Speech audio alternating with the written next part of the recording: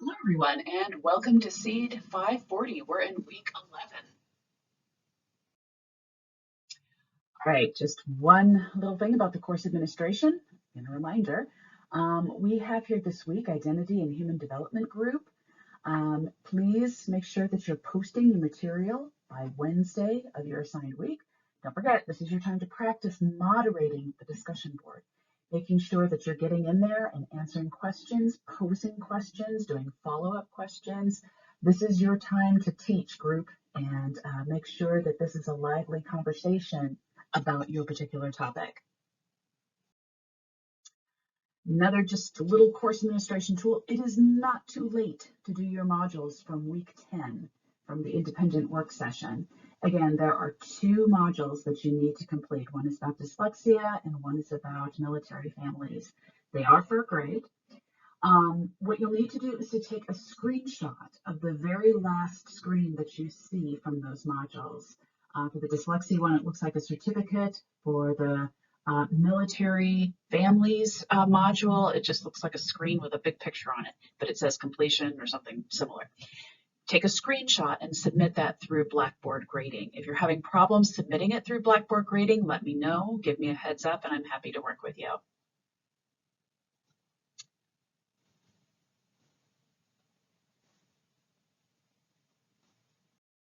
All right, so think back to your school age years. How did others perceive you as a student? What did people say about you when it came to your academic abilities? It's important that you think about these things as we head into the material here this week. All right, so this week's tasks. This week, we are going to be reading chapter 5 in the big book, and we're going to be looking at 2 case studies in the little book. Please make sure that you're reading through the case studies carefully because one of the questions in the discussion board will be about the case studies. We're going to start getting into the case studies a little bit more as we ramp up in preparation for your case study assessment. So make sure that you're going through these, making sure that you're understanding what you need to do, and making sure that you're understanding the issues embedded in that case study. We're going to have an additional reading here this week from La Prairie. It'll be in the weekly folder, so make sure you read through that. In the discussion board, again, we're going to have the Identity and Human Development group for our Theory into Practice group. Watch the video, answer their questions. There'll be a quiz this week, and the assignments, make sure, again, you're looking through that case study project in Blackboard. There is a Word document that has step 1, step 2, step 3. Make sure you're reading through those. And then there are documents that relate back to each of those particular steps in the folder. Your case study is provided. The example that's provided in Blackboard is a previous class's case study, but I wanted to provide it to give you an example of what a paper should look like. So make sure you read through it so you can see the format, the level of detail that you need to get into, and just basically what you need to cover in your paper. Okay, so a couple comments on the tasks. Again, making sure that you're completing the questions from the Theory into Practice group. A couple of due dates to make sure that you put on your calendars here. The equity reflection is due on Blackboard November 22nd. And the Blackboard submission of the application case study and student application project by December 1st. So if you want to get in there early, go for it. Just make sure that you get both of those assessments in by those particular due dates. Okay, I gotta tell you, so I love the content for this week. This is my bread and butter. This is what I do day in and day out in my career as an educational psychologist. So this is stuff that I love. I wish I could go into this material so much more, but time constraints being what they are. But I will try to give you an overview of the content here and to provide a little bit of context behind some of the material that you're going to be seeing in the textbook. So this week we're going to be talking about equity and teaching every student. And we're going to be looking at the two principles here from the APA Top 20 Principles. We're going to be looking at Principle 5, acquiring long-term knowledge and skill is largely dependent on practice. And then Principle 7, student self-regulation assists learning and self-regulatory skills can be taught. Okay, so this chapter is actually called Learners with Exceptionalities. I kind of have a little problem with the title of this chapter, to be honest. I want to challenge you to think about the fact that we all have exceptionalities in one form or another, to a greater or lesser degree. We're good at one thing, maybe not so good at another thing, and we all have our particular exceptionalities at particular times in our academic careers, right? So instead, we should probably be thinking about how we teach every student with a broad spectrum of abilities and talents. And one of the phrases that I always use when I work with teachers and parents and kids is that we teach kids, not their abilities. And I think that's important as we move forward here in this chapter, that you keep that in mind, that we are teaching kids. We're not teaching to the ability. And with that in mind, this concept is embedded in the chapter, but I think it's important that we bring it forward and we really have this be in our minds before we even start talking about the concept of exceptionality.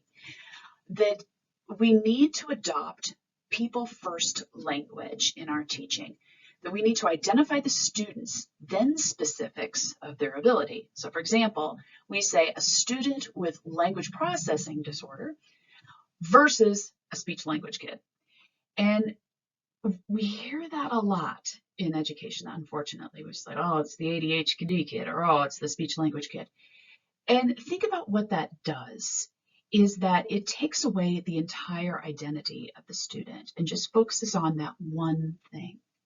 So it's more important to say, and it's critical that we recognize that we need to say a student with X, because then that says is we focus on the student first, not their ability. So there are four main categories, four main sections in this chapter that I want to highlight. The first is intelligence and learning styles. It goes through a lot of stuff about intelligence and learning styles. It's a lot there. The second part of this chapter is about FAPE, IDEA, UDL, and IEPs. A lot of acronyms here, and we'll go through those here in a bit. The third section is categories of exceptionalities, and then finally, unfortunately, there's a very small section there about gifted and talented that we'll go through. Okay, so the first section here, intelligence and learning styles.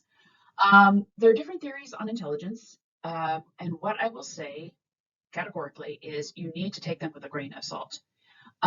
There are several ways of looking at intelligence. We can look at the traditional way when we think about like IQ, and we can talk about Gardner's theory of intelligence and all this other bit. The important thing that you remember is that intelligence is fluid, and we need to take all these things with a grain of salt, because the way we measure intelligence is really, unfortunately, very culturally defined. And I won't get into that, but just know that intelligence, take it with a grain of salt. The only thing that I would say out of this chapter that you really need to focus on is the concept of ability grouping, because we see that in secondary education a lot. It's very controversial, and in secondary education, we most likely see this in the form of tracking, which is commonly used through like AP classes or IB classes or concurrent enrollment, right? So we track students in different groups based on their ability or intelligence. So what I think is important here is to understand that we do this a lot in education, particularly again in the secondary level, but we've seen globally through global studies, particularly the PISA study from 2012, which indicates that students, when they're grouped, they're less likely to be successful, which is ironic, right? But I encourage you to read through that section in the book about the PISA study. For us as teachers, when there is mixed grouping, we're more likely to use inclusive teaching strategies, right? So if we know that we have a whole range of students in our class, we're going to be employing more inclusive teaching strategies and maybe reaching students at different times in their development, right? To bring them to a higher level. Intelligence and ability is fluid. Our understanding of the growth mindset really should confirm this, right? So everything that we've learned about Dweck and the growth mindset, it applies to this conversation, that ability and intelligence is fluid and it's not static, it's very dynamic. Okay, so the section here with all the acronyms that I want to go through and make sure that you understand what these acronyms mean, because you are going to see these acronyms as you move forward in your teaching career, is the section on FAPE, IDEA, UDL, and IEPs. So let's begin. A little bit of history here. Way back when, in American history, whenever we had students that had disabilities, either intellectual disabilities, physical disabilities, learning disabilities, so on and so forth, they were typically segregated away and separated out from the mainstream school classroom experience. They were removed completely. My mother, actually, ironically enough, back in the 1960s, was one of the first people to receive a grant through the National Science Foundation for special education. And her research centered around that how can we bring those students in those removed classrooms into the mainstream gen ed or general education classrooms. And this really didn't happen. This really didn't gain traction until like the 1970s, when our notion expanded and we began to see where every student needed to have free and appropriate public education, so FAPE. It's a legal requirement now for all students with disabilities that they receive a free and appropriate public education. And it radically changed how students with disabilities were taught. It made education available for all students in a gen ed environment and not in these kind of separated or private institutions. It brought them into the public education domain. And as part of this notion, the law of IDEA, or Individuals with Disabilities Act, was born. And so let's go through what IDEA is, or what we see here now. Here it is, the IDEA. So there are technically 5 parts to IDEA, 5 different provisions that we talk about. Again, as we mentioned in the previous slide here, is the notion of FAPE. It's free and appropriate education for all students, regardless of ability. And for teachers, what we need to know is that every student can learn. The 14th Amendment, which all this is based on, guarantees equal protection under the law. That was the amendment that IDEA rested upon. The next is the provision of the least restrictive environment. And if you ever sit in an IEP meeting, this is brought up. We need to make sure that we check mark this box off. And what this means is that students we should attempt to have or try to have students be in the school that is closest to their home. So their local school, their neighborhood school, so that homeschool placement. What this also says is, and this goes back to the whole idea that students should really be in a gen ed environment, but it needs to have that equitable distribution within the classroom. So the law of natural proportions, the 13% rule. When I was administrator, when I was putting students and working with the counselors to put students in their classes, I always had to have an eye for this 13% rule to make sure that there was an equal distribution of students that have been identified as having an IEP. That they weren't all concentrated in one classroom, that there was that equal distribution. Because again, going back to that PISA study, we've seen that when there's more equitable distribution, teachers are more likely to be more inclusive in their teaching style, right? It also speaks, LRE also speaks to the notion of grade age appropriate placement. So what this says is that if you are, say for example, a freshman, you're going to be either 14 or 15. It's really unusual to have an 18-year-old in the freshman class, right? So it needs to have that age grade appropriate placement. The other thing that it says is that there needs to be teamwork in schools. Again, It used to be that students with disabilities were placed outside of the gen ed classroom or outside of that school in a private or semi-public setting. There's now that teamwork environment in schools, so that you're going to have the special ed department, the social worker, the school psychologist, whatnot, working in collaboration as a team in that gen ed setting. So for teachers, what's important to know about LRE is that separating students from their peers does not promote development and does not meet their needs really from a social perspective, right? So the next provision here is fair and non-discriminatory evaluation. This is key if you are working with populations of non-English speaking students and populations where there's a broad range of cultures and languages represented in that school. Evaluations need to take place in the native language, right? So if you have a student where their home language is Spanish, all evaluations need to take place in Spanish if it's deemed that that's their native language. It needs to be done by qualified personnel. So if you have a psych eval that you need to perform, a cognitive assessment that needs to take place, that needs to be done by someone who is licensed or qualified to administer that particular assessment. And there needs to be multiple assessments. It can't just be one assessment that makes any determination for a student to receive an IEP. It has to be multiple, what we call triangulation, making sure that there are multiple evaluations that can arrive at a determination. So for teachers, what is important here for you all to know is that teachers are commonly asked to provide data as part of that evaluation. There's typically a section in the IEP meeting where teachers provide data of what they see in their classrooms. So just know that you might be called upon to do that. The next provision is about due process and parental rights. This is kind of sometimes a thing that teachers are like, what? But parents must be part of the team decision-making process. Parents are always invited and included and are active participants in the decision-making process when we come to the determination of a student is identified as having a particular exceptionality. Parents can have independent evaluations, so they can be outside of the school. So let's pretend that they have, for example, for me, and as an educational psychologist, I've been called upon to administer cognitive assessments for students and then provide that data for IEP meetings. And there are protections for non-English speaking parents. It's important that parents who don't speak English have that ability to participate actively and equally. And so translation services are typically provided. For teachers, we have to know that parents should have access to any and all information about their child. This is key. So as you move forward in your classes here, understand your role as a teacher in maintaining documentation. So all of this then leads to what is the IEP.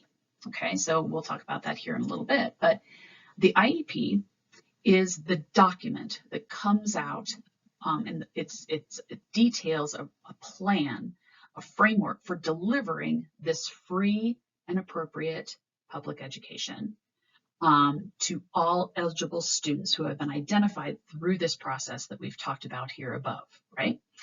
And it ensures that students don't fall between the cracks. So as teachers, what you need to know here is that out of the IEP, out of all this process of making all these determinations, doing all these assessments, bringing in all these people to make these determinations, you have this written statement, and in this written statement, it has accommodations that are detailed for teachers to follow. And this is a legal document, and you have to follow it. It's important that when you have students in your classrooms where they've been identified as having a particular disability or an exceptionality, that you read through their IEPs and understand what those accommodations are, because you have to make sure that those accommodations are followed in your classroom. All right. So that seems really overwhelming. That seems like really super overwhelming that you have to make all these accommodations and do all this and make sure that you're following all these things. The best thing that you can possibly do to make sure that you are following accommodations, you are making sure that you're meeting all those accommodations, is to employ what's called a Universal Design for Learning, or UDL. And what this does is it's the intentional design of instructional materials and activities to make the content accessible for all learners, right? Not just learners with exceptionalities. So you remember the previous phrase that I said way back at the beginning of this video is like we teach kids, not their abilities. Okay, so this is making sure that we're meeting kids and all learners first. And as part of that, when we do that, we are hitting the students that have exceptionalities in our classrooms. And we do this in 3 ways. We do this through the material that we provide as teachers. So the text-to-speech software that we may use for textbooks. You may have books on tape, right? Graphic organizers, visuals, manipulatives, making sure that you're posting something while saying it, doing all those multimodal, multisensory sort of ways of teaching. It's also in the production. So by this we mean, what do the students produce, and providing some flexibility about in how students can produce what you want. So through word processors, audio recordings, adaptive keyboards. And finally, it's about the feedback, making sure that it's orderly, timely, and ongoing. Okay, so the OTOs, making sure that when you are providing that feedback to students, it's done in such a way that they can access that feedback according to their needs. Okay, so as you remember from that chart, that last line was about IEPs. So let's just briefly go through this here quickly. An IEP is an individualized education program. And there are 4 things that I'd like to have you remember when it comes to IEPs. First of all, a team develops the IEPs, right? As we mentioned before in that chart, parents are always involved. It's that notion of teamwork that I talked about, that teachers need to be part of the conversation, special education, and an administrator always needs to be there, or an administrator's proxy needs to always be there to make sure that it's not only followed in the classroom, but it's followed within the school. Typically, you have a school psych, social worker, sometimes you have occupational therapy, sometimes you have physical therapy, it varies, but it needs to be developed as a team. Goals are developed along with how to measure them. We spend a lot of time in IEP meetings talking about what are the goals, and then how do you reach those goals, how do you measure those goals.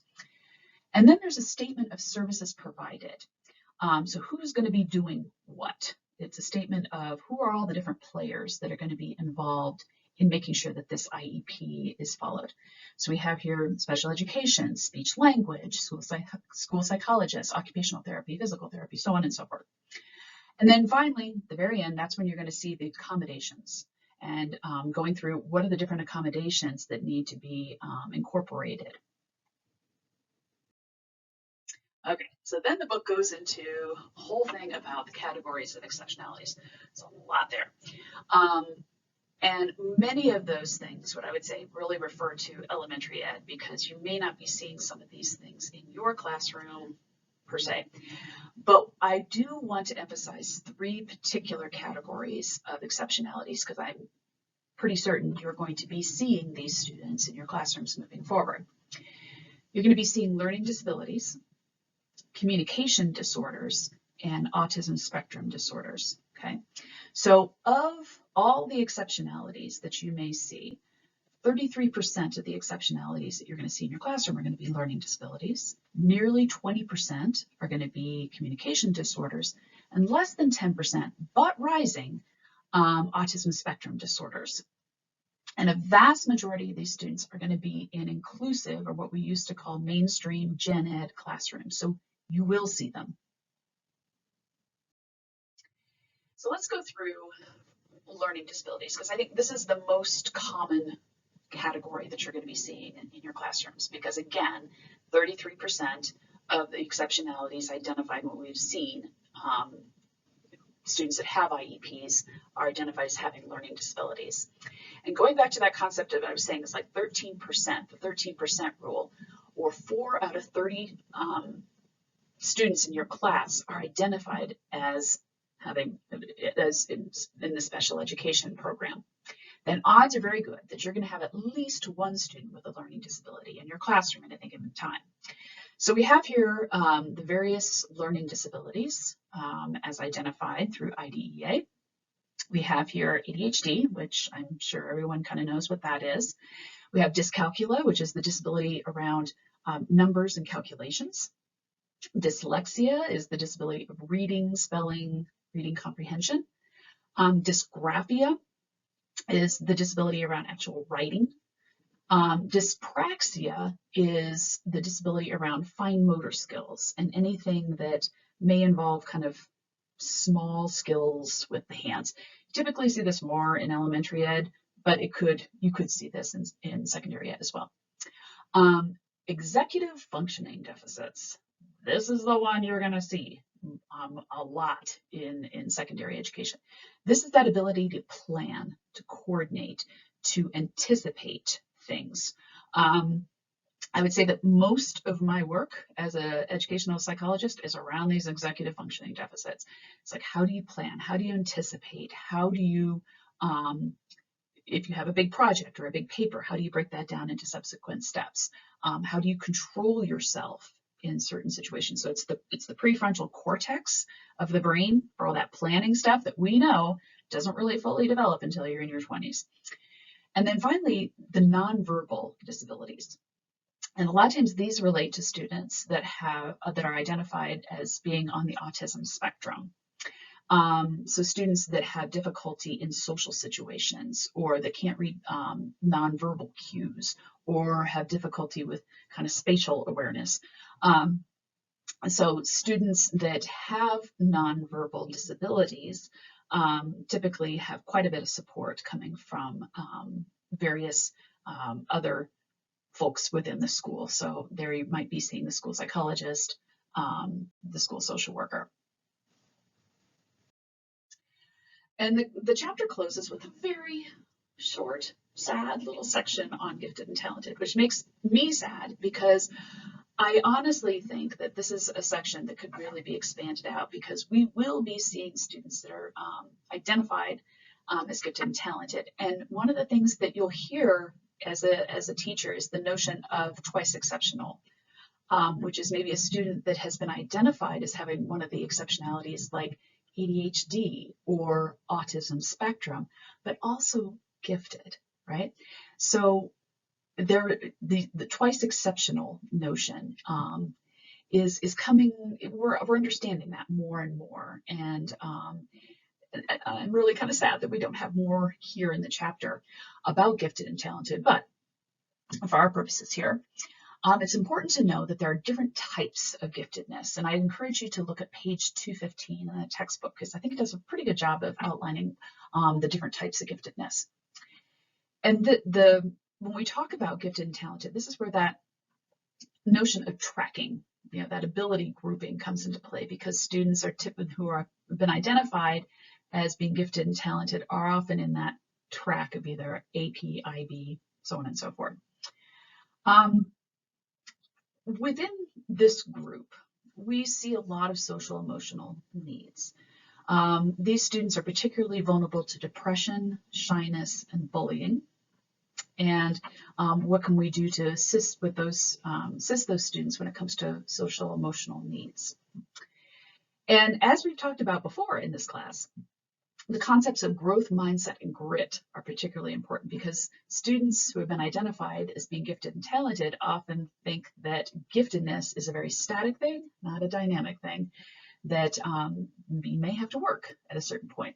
For anyone who has ever seen Big Bang Theory, this is particularly, you'll see this kind of come into play with Sheldon and some of the other characters, is that idea that they think that intelligence is static, that they think that it's set, that I am a smart person, but there may be other things in their lives where they maybe need to grow, and they maybe need to challenge themselves, and that it's not something that is kind of set in stone. The other thing that I really want to emphasize, and I didn't think they did a great job with this in the textbook, is the underrepresentation of minorities in the gifted and talented identification process. There's a small section, but I think that really could have been expanded. I think it's important for us as educators to really be finely attuned to the underrepresentation of minorities. It's typical that the students from minority backgrounds, they're just not identified at the same level. and that we may be missing students who truly have a unique gift and really could be identified as being gifted and talented. So just want to put that on your radar and to be aware of that in your classrooms. All right, well, that's it for now. Like I said, I wish I could have gone into this a whole lot more. But if you have any questions or concerns about the material, please feel free to text me. If you have any questions or concerns about the upcoming assignments, please feel free to text me. And we will see you later. We'll see you on the discussion board. Happy studying.